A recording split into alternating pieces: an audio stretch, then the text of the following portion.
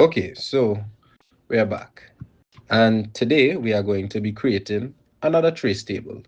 But this time we are going to be creating a trace table for pseudocode that we did a couple videos back, which was to create a circumference, well, to find the circumference of a circle based on what the user would have entered for the diameter. All right. So firstly, I have numbered each line of our pseudocode to make things easier when we start to track each of our variables in our pseudocode. All right. So does any of the variables here in this pseudocode require a test value before we start? So pause the video, think about it, and see if any variable in here requires a test value.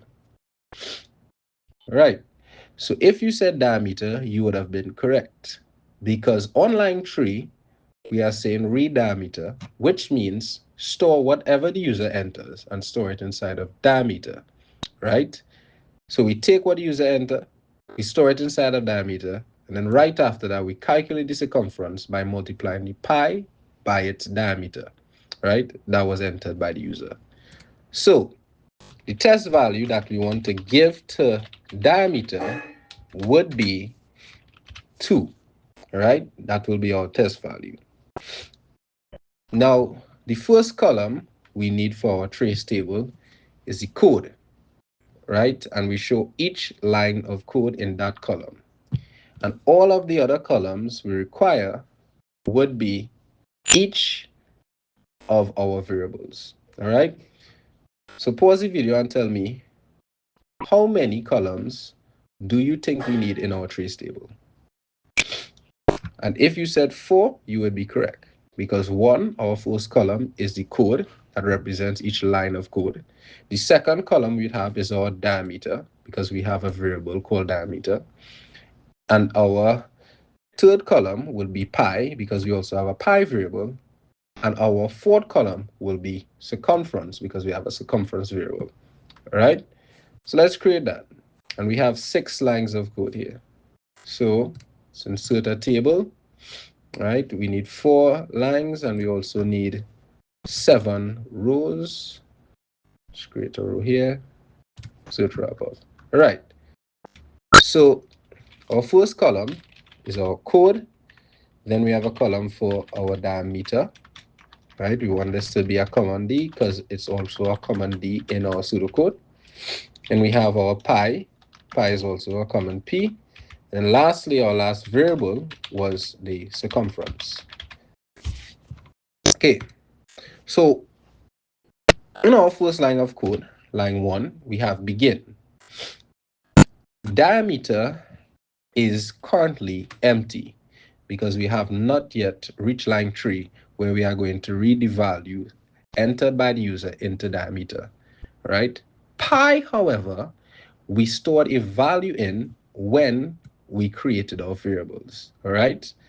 And this is known as a constant because the value of pi does not change throughout the entire execution of our pseudocode, which you will see soon enough. All right, so pi currently has the value 3.14 because we had set it in the beginning. Circumference, however, is also empty. Line 2. At line 2, we say print, please enter diameter. However, we do not actually enter anything inside diameter yet. We are just printing a statement out to the user, but we have not yet accepted any value from the user. So diameter still is empty. Pi, however, still contains the value 3.14, and circumference will still be empty. At line 3 now, we say read diameter. So we now take whatever the user enters and we store it inside of diameter. And our test value, our test input, we should say, is 2. So currently diameter will now have the value 2. Pi will still have the value 3.14, and circumference is still empty. On line 4, we have not changed the value of diameter, so diameter stays as 2. Pi also stays at 3.14, and circumference, right, is now equal to pi times diameter, which should give us 6.28. All right. Now, on line 5, it says print circumference is, and it outputs circumference, right? So diameter on this line is still 2, pi is still 3.14, and circumference will still have the value 6.28. Lastly, our last line, which is line 6, diameter still has the value 2 inside of it. Pi still has the value 3.14 inside of it, and circumference still has the value 6.28. All right, so notice that pi has remained the same throughout each line of our pseudocode. Therefore, it is constant because it has not changed. All right, which makes it a constant. Okay, so try and do some more trace tables with the other pseudocodes we would have written and see what you get.